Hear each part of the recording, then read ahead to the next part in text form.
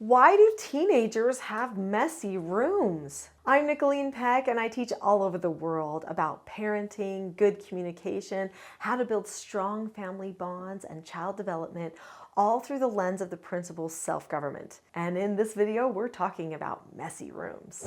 You know, this is probably one of those videos that would make my parents smile, maybe even laugh. The fact that I'm doing a video about messy rooms, because when I was a teenager, I had one of the worst messy rooms. In this video, we're going to be talking about my story and about all the teens that I have helped learn how to clean their room as well. We're going to talk about why they have these messy rooms and then what you can do to help them overcome that problem.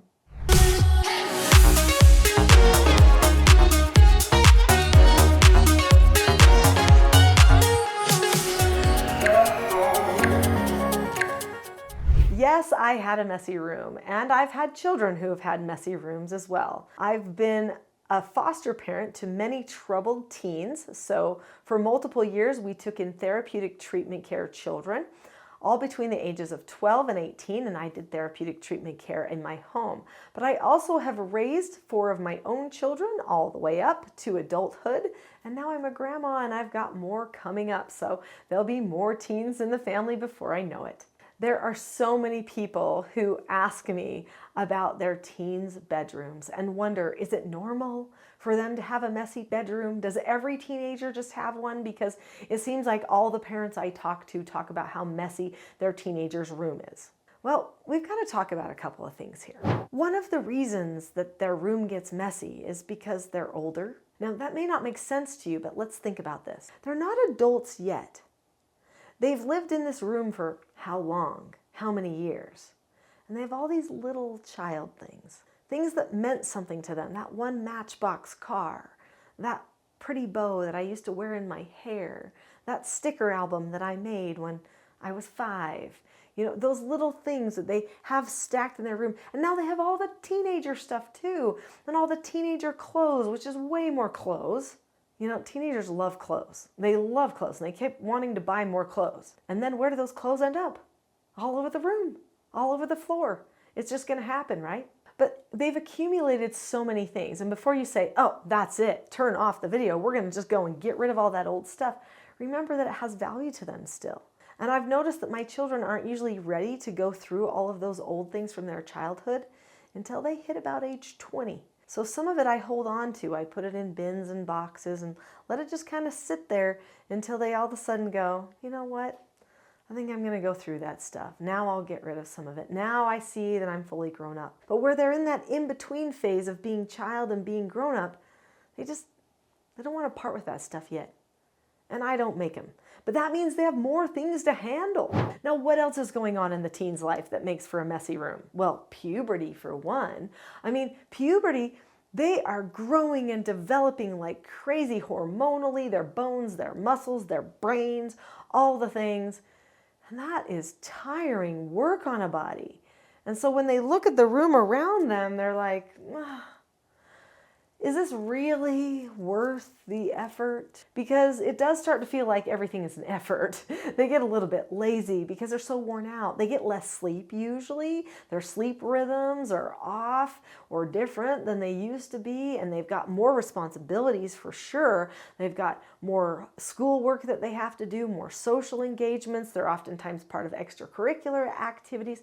There's just so many things happening. And the parents will say to them, you never get your chores done. So then the child might go and do the chore, maybe do their music practice, and then they've got to do homework. So when it comes to the room, it's like, is it really hurting anyone? I can still find the bed, and I know where my clothes are. I put my shirt over there, and my pants are over there. I know where my stuff is. It's fine. I know it can seem like a biohazard. It can seem like our child's a slob, and it's kind of gross. But it's not always going to stay that way. There are certain things that you can do to help your teen clean their room, or maybe I shouldn't say help, because you should not be cleaning it for them, but help them get to a place where they can maintain a clean room. So number one, with all those old childhood things, how about we put them in a bin in the closet? or maybe a couple of bins, or maybe just a few shelves in the closet. But we say, okay, we're in our teen years, let's take all of the things that were from when you were little and let's put all of those things on those shelves in the closet, or on those bins on those shelves in the closet, or under the bed, or somewhere like that. And let's just keep them safe for you so that you know we're not going to throw them away, we're not going to part with them, but they also don't end up in the way or take away really important shelf space that you need for books and other things that are related to this phase of your life. So stash them away, call them important, look at them later down the road. I know that can be hard for some people, but it's okay to do that. They do want to have a few boxes, or maybe a box at least, of mementos from their childhood.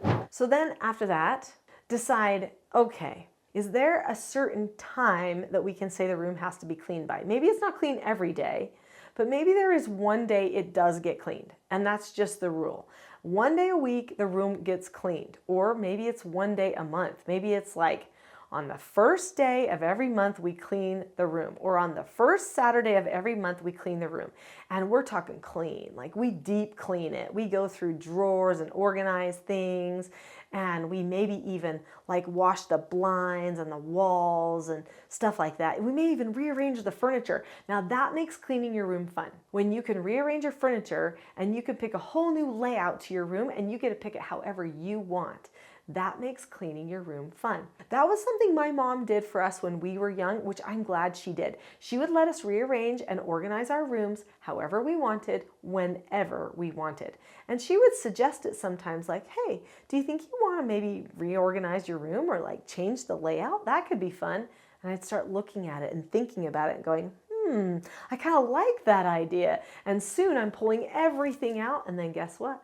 Once you get it all organized, you want it to look nice, so you got to organize everything and put it all back, which is important. Now, dejunking can also be important. Maybe have a couple of times a year that you're going to dejunk. This is going to be a time where your teen has to do the accepting a no answer bit. Now, on this channel, if you've already subscribed to this channel, you know that I teach certain skills of self-government. One of those key skills, one of those 4 basic skills, is the skill accepting a no answer. When a person accepts a no answer, they look at the person or the situation, they keep a calm face, voice, and body about it. They say, okay, that's a no. Or they disagree appropriately, and then they drop the subject, which means they don't think about it anymore. So if they've been collecting rocks for these many years, either find a nice bin for the rock collection or say, okay, we got to narrow it down to like 15. They have to fit along this one shelf. That's it. So find your favorite ones, and we got to go through this. If we can narrow down some of it, that can be really beneficial as well. You may want to have rules where there can't be any food in the room, because that's what really creates a biohazard in the teenage room, is if they are allowed to bring food into the room. So if they can't have food, maybe you can deal with the mess just a little bit longer. But do you have to deal with the mess? No, because there is another skill called following instructions. Whatever day you choose is going to be room cleaning day, which truthfully really can't be every single day usually in the life of a teen. They're just too busy for that. But if you can pick that one other time, then you'll probably be better. And then for them to know, now on this day, at this time, that is an instruction.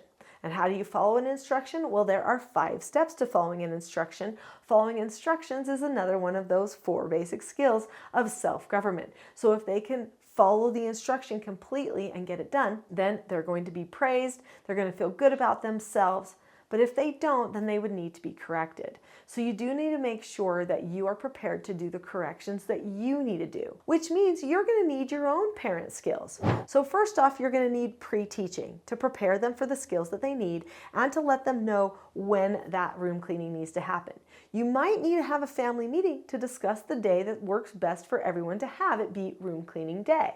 That's another self-government thing, is having family meetings and deciding on things as a group so everyone knows that they are held to it and they've all invested something if their vote was the only thing invested. Then you give them the instruction, so you need to know how to do that. If they do it well, praise. So that's another one of your parenting skills. But if they don't, then you need to know how to correct it. And if you correct it and they still don't care, then probably they're out of control, and you need to know how to handle their out of control behaviors as well. So we could go into a lot of detail about these skills, but I think we'll save that for another video. There's a great video that you should watch after this one. It's called How to Deal with Out of Control Teens. Click on that video next. I'll see you there.